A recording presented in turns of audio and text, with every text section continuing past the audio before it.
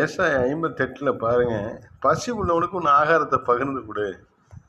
இதான் நல்ல உபவாசம். நம்ம வயிறை காய போட்டு உட்கார்றது இல்லை. பசி உள்ளவங்களுக்கு சரீர பசி, இப்போ உணவு பசி இருக்கும். சில பேர்களுக்கு ஆத்ம தாகம் இருக்கும், ஜனங்கள்லாம் ரட்சிக்கப்படணும், இது ஒரு பசி. ஒவ்வொருவருக்கும் ஒவ்வொரு பசி இருக்கும். இப்போ எனக்கெல்லாம் பார்த்தீங்கன்னா ஆத்ம தாகம், ஜனங்கள்லாம் ரட்சிக்கப்படணும்ப்பா, எல்லாரும் மெய்யான ரட்சகரை கண்டுகொள்ளணும், இதுதான் எங்களுக்கு இருக்கிற பசி தாகம்லாம்.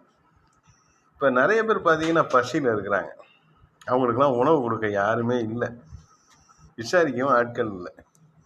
யார் கொடுக்க போகிறா? கர்த்தருடைய பிள்ளைகள் தான் கொடுக்கணும்.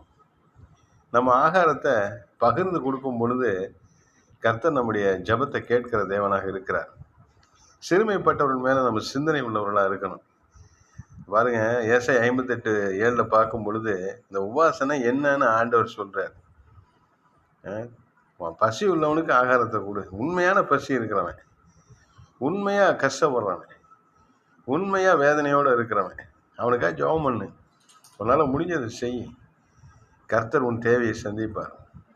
என்னிடத்துல ஒன்றுமே இல்லையேன்னு நினைக்கலாம், இருக்கிறத பகிர்ந்து கொள்ளுங்க, அதுலேருந்து கர்த்தரை ஆசீர்வதிக்க ஆரம்பிப்பார்.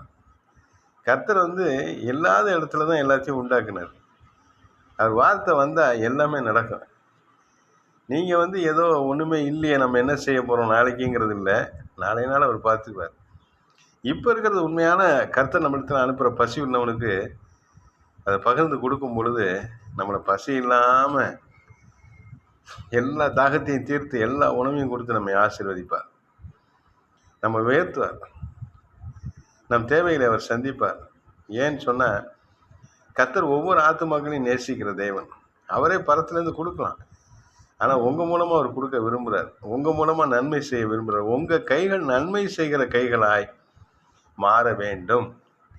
நீங்கள் ஏழைகளுக்கு கொடுத்து பொருளாதார செழிப்பை பெற வேண்டும் என்று கர்த்தர் உங்களை விரும்புகிறார், ஆசீர்வதிக்கிறார். இதுதான் சீக்ரெட். அல்லேலூயா.